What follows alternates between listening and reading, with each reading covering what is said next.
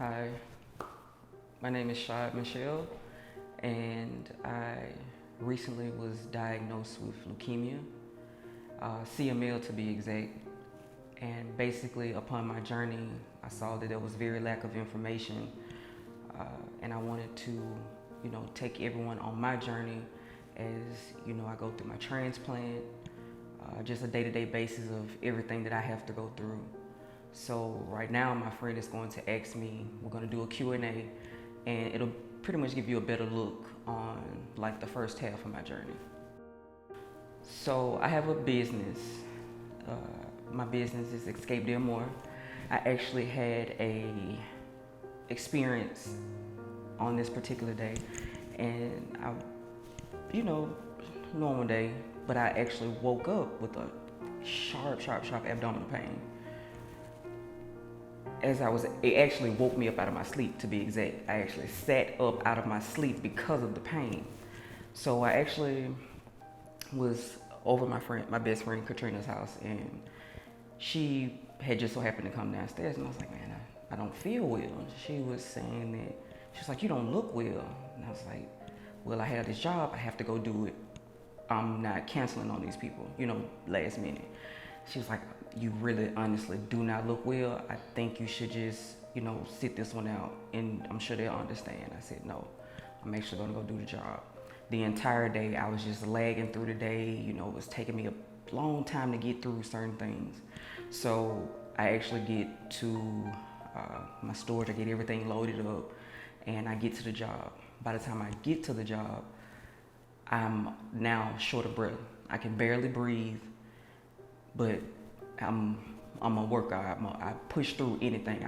I'm not gonna allow myself to stop for any unnecessary reason.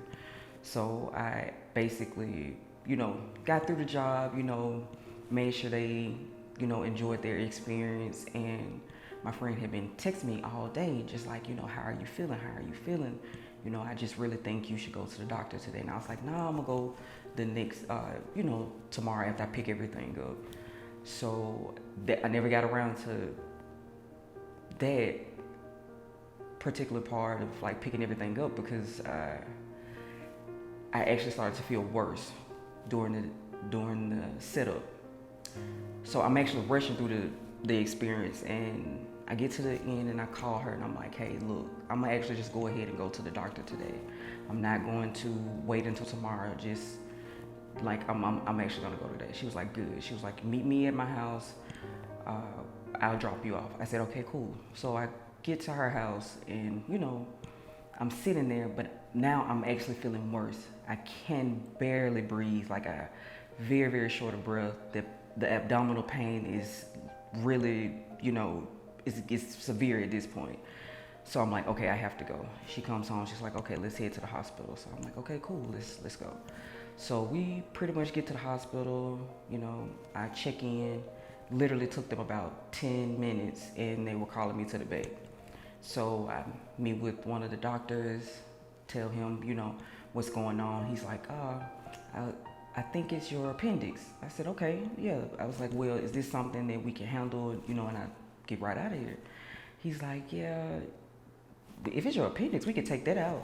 You're gone in the morning. I said, look, I have something to do important in the morning. So as long as I can be gone in the morning, perfect. So they run a bunch of tests. They take some blood.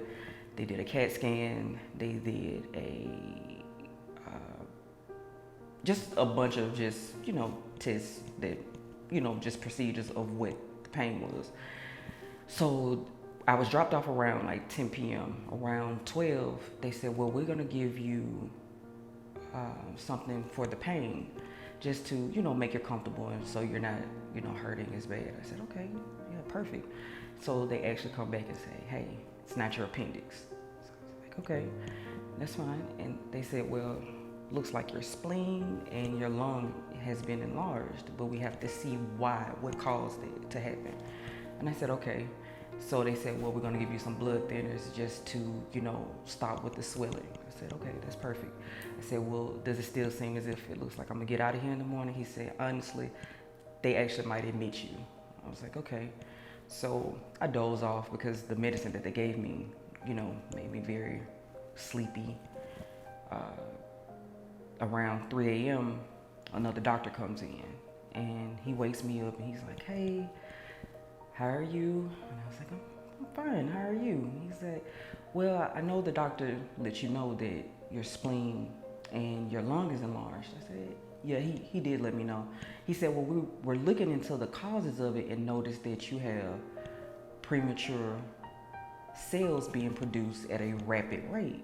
And he said, "Well, we wanted to, just basically keep you. We're actually going to admit you right now because you need to have a biopsy done to rule out leukemia or lymphoma."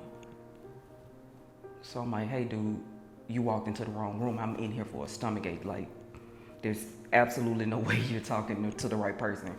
So he reads my chart, reads my name, reads my birthday, and I'm like, wait, no.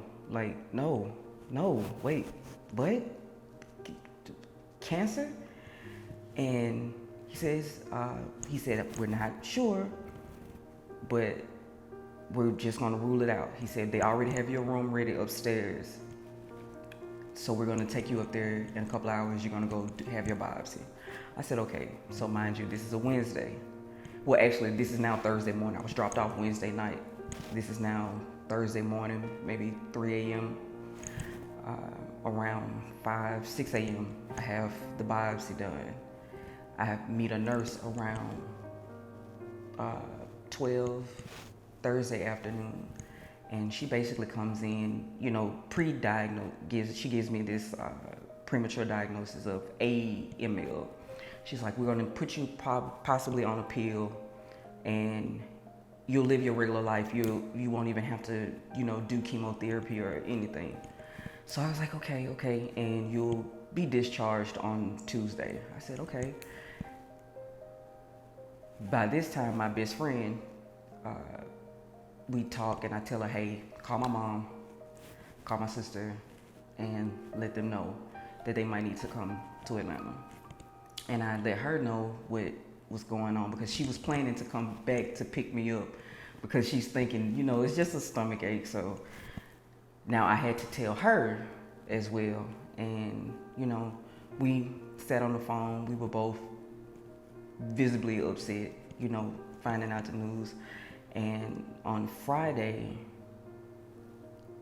Thursday evening, I basically knew. I didn't know what type of leukemia that I had, but I basically knew just because of the doctors that were coming in and the nurses that were coming in, what they were saying. But Friday, my best friend, she gets there around 1 on her lunch, and she's just sitting there. My nurse comes in, and she's like, "Yeah, we're gonna start you on that chemo pill." And my friend is just listening to her talk, and she just, going over everything. She was just like, with this cancer, like, coming in or whatever, this, that, and the third. And my friend is just, like, blown away. She's like, "Wait, you have it?" And, just briefly talking to her, like, "Yeah, I thought I told you." And, she's having to take that all in literally maybe an hour or so. Another doctor comes in. They pretty much looked into my got an early look into my biopsy, some things that came back, and he basically said, "So what have they told you?" And I said, "Well, they're saying that I may have something AML or something. I'll be given a pill and be able to just go about my day." And he said, well, he looked flustered because of, I guess the lady shouldn't have told me that there was a premature diagnosis. And he was like, "Well, I'm actually thinking that, it might not be that. And you are now going to go upstairs to the 4th floor, and you will be there for a very long time. You're not going home on Tuesday. And you're going to start chemotherapy on Monday." And, to go in to the doctor thinking one thing, and now you're not leaving. There's just no way that you're leaving. You're here. I mean, there was a lot. So after they let me know the situation about like what was going to go on further, my mom and my sister arrived, and I now have to tell them in a short amount of time before I'm actually taken upstairs to the fourth floor when no one will be able to basically visit me, and tell them in a short window, hey, yeah, I haven't seen you guys, I have leukemia, and you won't be able to see me for like the next month or two. So yeah, that's how I found out that I had cancer. I feel so confused. Confused is pretty much the only word I can say. Like,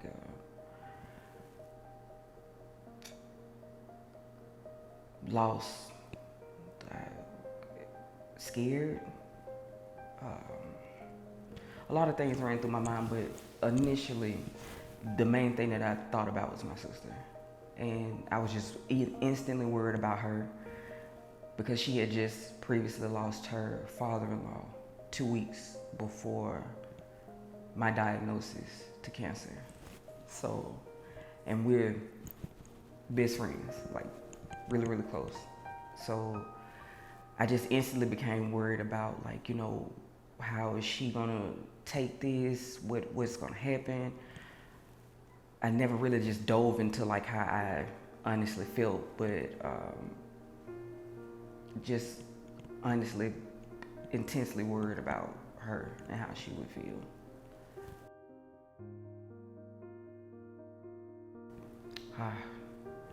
The first round of chemo was really intense, to say the least. You don't think about it, and it was a 5-day treatment, and each day, I think the first 3 days I had to go through like 3 different rounds of, like basically this liquid bag that just like flows through your system, and actually 4. And then the last 3 days it was 3 bags. So they'll actually give you a schedule, letting you know, leading up to Monday. They pretty much let me know, walk me through it, told me like, okay, around this time you'll feel pretty good, but by the 10th day you're gonna feel terrible. So the first couple of days, the first day to the 9th day, amazing. I'm honestly thinking like there's no like maybe I'm just different. Maybe I'm just stronger than the average person, or what. I don't know what. I'm just like, this is a breeze. By the 10th day, I literally know if I was gonna make it. I woke up literally like in pain, sick, nauseous. Like any symptom that they told me that may possibly happen, I got everything, but it was like on 10. Literally couldn't eat.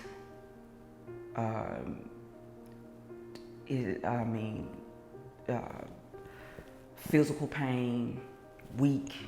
I could barely shower some days because you're just so weak from not eating. Like literally food is like the most unattractive thing you could even think of. Like you could care less.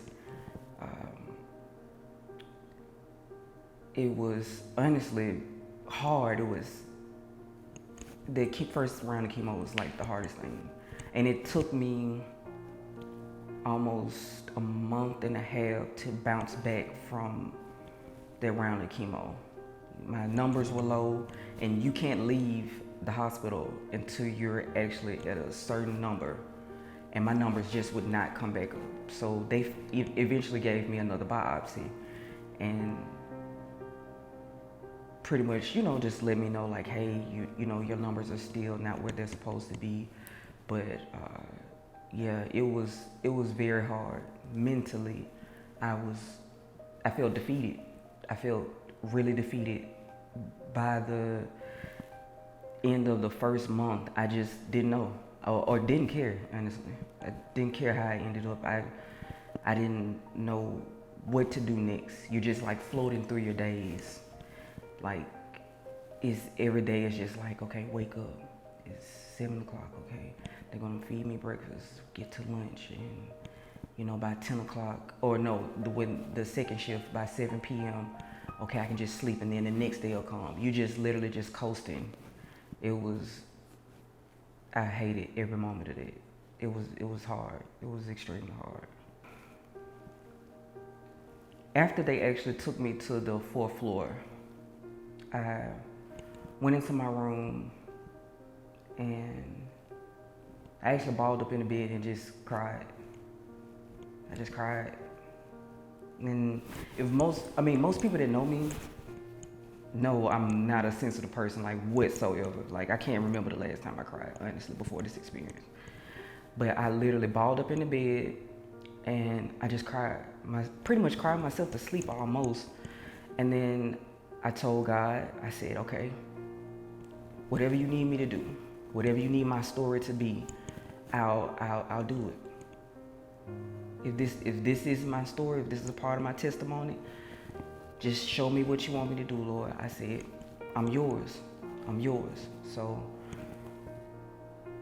after that, it was very little conversations, and I am a Christian, and I talk to God a lot. I pray a lot. I didn't pray that much. I didn't talk to him barely. It all through the experience.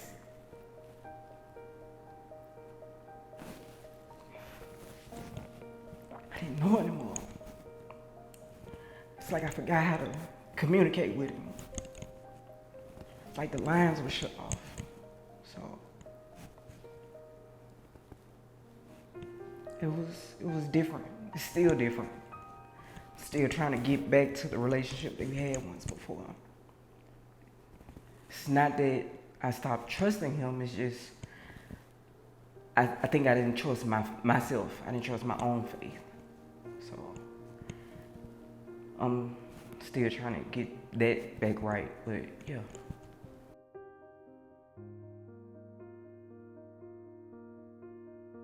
I wouldn't say it altered my faith, but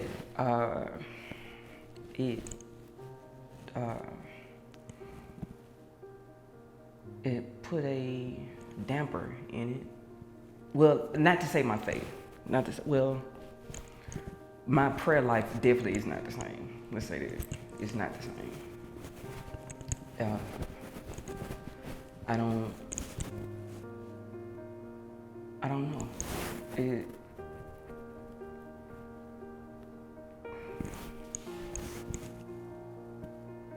I feel like it was a friend that, I would see every day. And now, me and that friend just became a little bit distant. You try to check in every now and then, but the relationship it's not the same, but you trying to get it back the way it once was.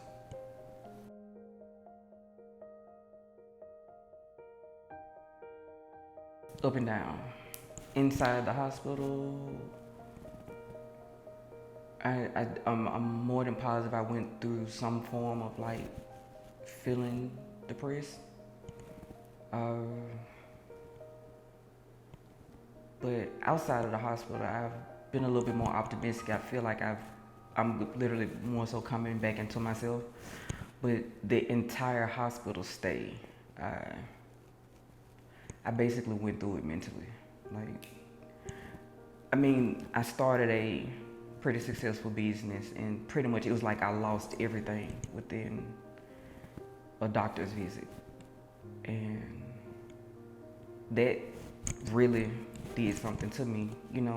I'm a extremely hard worker, and to see that, I was doing, my business was doing extremely well, and I'm doing extremely well, and to now be just pretty much at a halt for basically 2 months, and you've worked so hard to build something, and you just watching it crumble, and you're helpless. You can't do anything.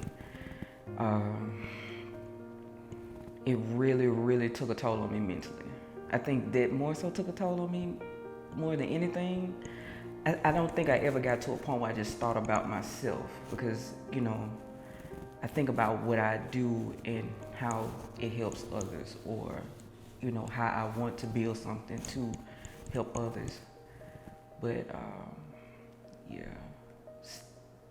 as of late, I've been like really better. I've been better. I'm better now.